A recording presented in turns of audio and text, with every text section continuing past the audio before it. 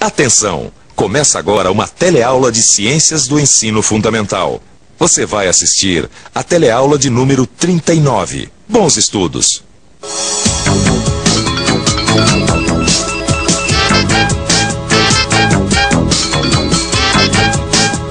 Você está reconhecendo esses ambientes?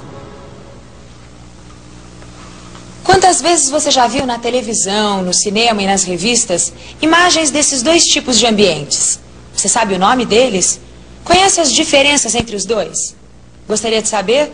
Então assista a teleaula de ciências de hoje. Você vai aprender o que é um cerrado e o que é uma caatinga. Quais as características de cada um. Que tipo de ser vivo povoa esses ambientes e como eles sobrevivem. E ainda, qual é a importância de preservar esses ambientes antes que eles acabem. A teleaula de hoje começa com 2 relatos de viagem.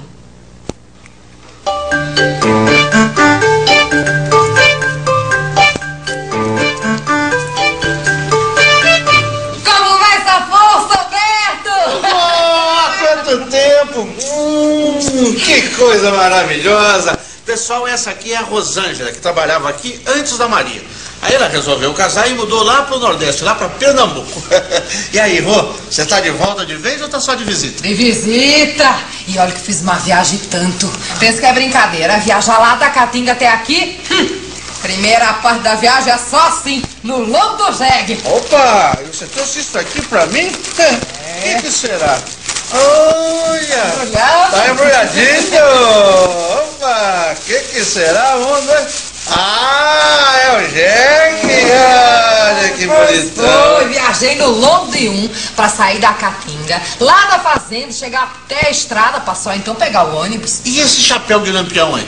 Posso trouxe de presente pra você. Opa! Mas isso não é só enfeite não, sabe? Pra atravessar a Caatinga a gente precisa de usar roupa de couro, bota e chapéu. Mas pra que tudo isso?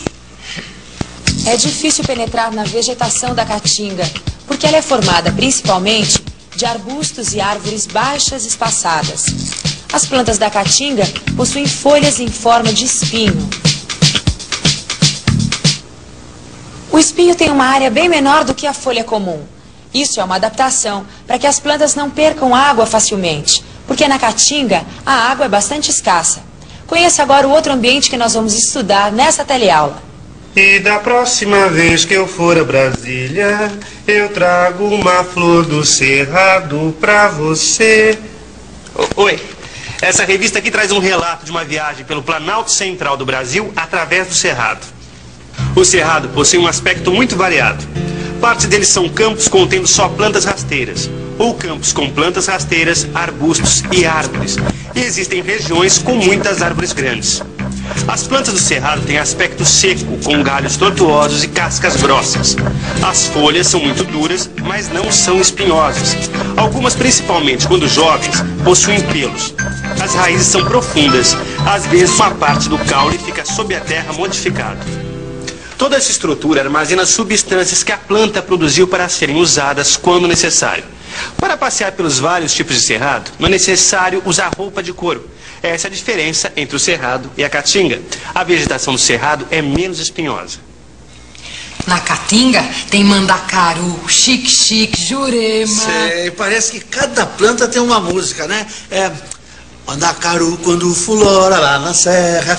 Ô, Rosângela, me conta uma coisa. Aquela roupa de couro que você falou é só para proteger dos espinhos? Não, protege também dos animais. Porque a Caatinga, apesar daquele jeitão seco, desolado, tem muita vida. Tem cascavel, lagarto, Tatupeba, sagui do Nordeste, veado catingueiro, aranha, escorpião. A Caatinga também possui aves, como o gavião e o cancã. Todos esses animais possuem adaptações para viver em ambiente seco e quente. O ambiente do cerrado também é seco e quente. E nele a gente encontra animais que não existem em outros lugares. Vamos ver as fotos de alguns deles. Se as árvores e os bichos da Caatinga deram música, os animais do cerrado aparecem muito em livros de histórias folclóricas. Tem o lobo-guará, o tamanduá-bandeira, o tatu-canastra.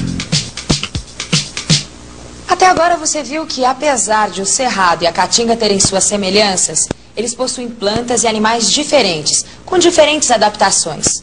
Quais seriam as razões dessas diferenças?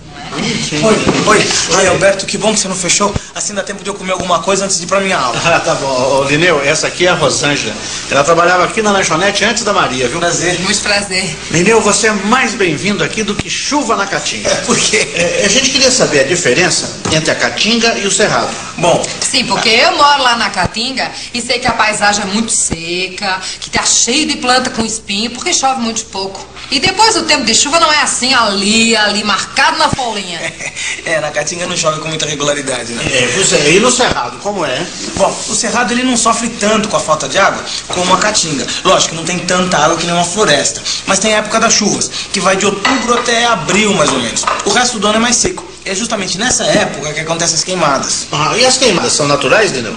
Algumas, mas a maioria é provocada pelo homem. O que acontece é o seguinte, no Cerrado tem 2 estações do ano, a época das chuvas e a época das secas. Então os seres vivos do Cerrado, durante a época das chuvas, vão se preparando para a época das secas.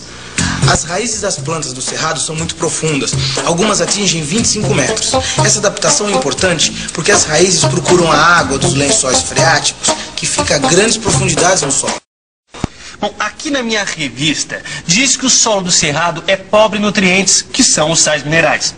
E mesmo quando existem esses nutrientes, ocorre outro problema: a grande quantidade de alumínio do solo dos cerrados. O alumínio prejudica a absorção dos outros nutrientes pelas raízes. É por isso, então, que as árvores do Cerrado crescem a pouca altura e têm caules tortuosos. Se a gente olhar, o Cerrado e a Caatinga são parecidos, mas a Caatinga tem menos água e mais nutrientes, e o Cerrado tem mais água e menos nutrientes. A gente já viu aqui no telecurso de ciências que todas as plantas precisam de nutrientes, que as raízes retiram esses nutrientes do solo e que nos ambientes naturais esses nutrientes não acabam nunca. Ô Lineu, você pode falar pra gente sobre a renovação dos estoques de nutrientes na natureza? Oh, claro, Alberto, obrigado. Num ambiente natural, a própria natureza cuida de todas as condições de manutenção. Por exemplo, a chuva cai, penetra no solo e atinge os lençóis subterrâneos. As raízes das plantas absorvem água que sobe pelo interior da planta e atinge todas as suas partes. Da mesma forma, os animais bebem a água que aflorou dos lençóis e formou os rios, lagos, etc. A água que é eliminada através da respiração, transpiração ou evaporação sobe para a atmosfera e forma as nuvens. E a água cai em forma de chuva. Ah, entendi. Mas até agora você só falou da água. E os tais nutrientes das plantas e dos animais? Bom, os nutrientes são dissolvidos pela água, utilizados pelos seres vivos e retornam à natureza. Como? Como os nutrientes que os seres vivos utilizam voltam para a natureza? Bom, nós estamos aqui no Jardim Botânico de São Paulo. Você está vendo só essas folhas e galhos caídos? É através deles que os nutrientes que estão nas árvores voltam para o solo. Aqui também tem passarinhos e pequenos animais que eliminam fezes e urina no ambiente. E quando eles morrem, também voltam para a terra. A terra, que é o solo, está cheia de micro-organismos. Micro-organismos são seres microscópicos. Você se lembra da nossa teleaula sobre micro-organismos? Vamos pensar um pouco? Vamos pensar um pouco. Os micro-organismos utilizam os materiais eliminados pelas plantas e animais para sobreviver. E apesar de usarem, devolvem ao ambiente os nutrientes que estavam contidos na madeira dos galhos, nas folhas ou no corpo dos animais. Dessa forma, os nutrientes voltam para o solo e o processo começa de novo. Esse processo tem um nome: reciclagem. A gente ouve a palavra reciclagem por todo lado. É reciclagem de funcionários de empresa, de papel, de lixo, e é tudo a mesma coisa. Reciclar quer dizer colocar no ciclo ou na roda de novo. Aproveitar o mesmo material de uma outra maneira. As raízes das plantas retiram os nutrientes do solo. Os animais se alimentam das plantas, então eles acabam ingerindo os nutrientes que as plantas absorveram. Ah, e assim, reciclados, os nutrientes não acabam nunca. Isso. Isso então responde aquela pergunta que eu fiz antes: como é que os nutrientes se conservam na natureza? Agora me explica uma outra coisa, Lineu. E se, de repente, acontecesse assim uma coisa diferente, que interrompesse essa reciclagem? E se os micro-organismos não existissem no solo? Bom, aí tá uma coisa que a Caatinga e o Cerrado têm em comum. O solo dos dois vem sendo utilizado de uma forma muito errada pelo homem. Dê só uma olhada nisso. Originalmente, o Cerrado ocupava cerca de 25% da área total do Brasil. Hoje foi muito reduzido. Durante muito tempo, o Cerrado foi considerado ruim para a agricultura. Assim, ninguém se preocupou em preservar o ambiente. O Cerrado foi destruído antes de ser conhecido. Como nos filmes de Bang Bang, atiraram primeiro e perguntaram depois. Hoje em dia, muitas plantações estão sendo iniciadas sem nenhum planejamento. Sem preocupação com a preservação de uma diversidade de animais e vegetais que só existe por aqui. E além de tudo isso, ainda existem os garimpos.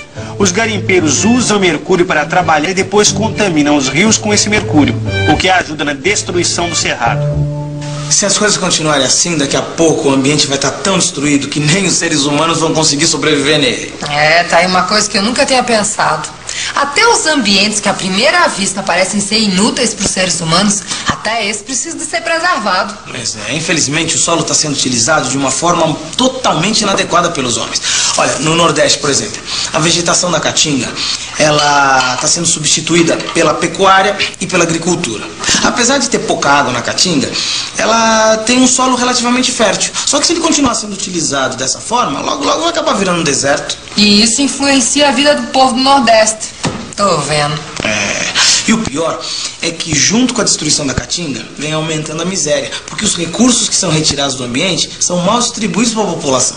Mas e os tais projetos para o desenvolvimento do Nordeste que a gente tanto ouve falar? Eles daí vivem emperrados por causa da má administração. E a gente não está podendo perder muito tempo com isso não, viu? Se você ainda tem alguma dúvida, trate de tirar na revisão, viu? E atenção, se liga aí que é hora da revisão.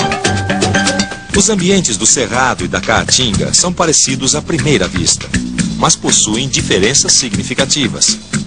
A Caatinga sofre com a falta de água, apesar de possuir nutrientes em certa quantidade. O Cerrado possui água, mas é pobre em nutrientes importantes para as plantas. Além disso, contém muito alumínio. O alumínio dificulta a absorção dos nutrientes pelas plantas. Tanto as plantas como os animais da Caatinga e do Cerrado possuem adaptações para sobreviverem nesses ambientes limitados. Os nutrientes no ambiente natural são reciclados pelos micro-organismos, retornando ao solo. Eles podem ser utilizados novamente pelos seres vivos. A utilização sem planejamento das áreas de Cerrado e Caatinga tem levado esses ambientes à destruição, sem chances de recuperação. Hoje você viu que mesmo as áreas aparentemente inúteis para plantação, como a Caatinga e o Cerrado, têm uma diversidade de seres vivos que é muito importante preservar. No seu livro você vai encontrar uma série de sugestões para discutir com seus colegas. Faça isso. Assim você vai estar se preparando para discutir um outro ambiente que também é muito importante para nós seres humanos e que também vem sendo destruído: as florestas. Então até a próxima teleaula de ciências.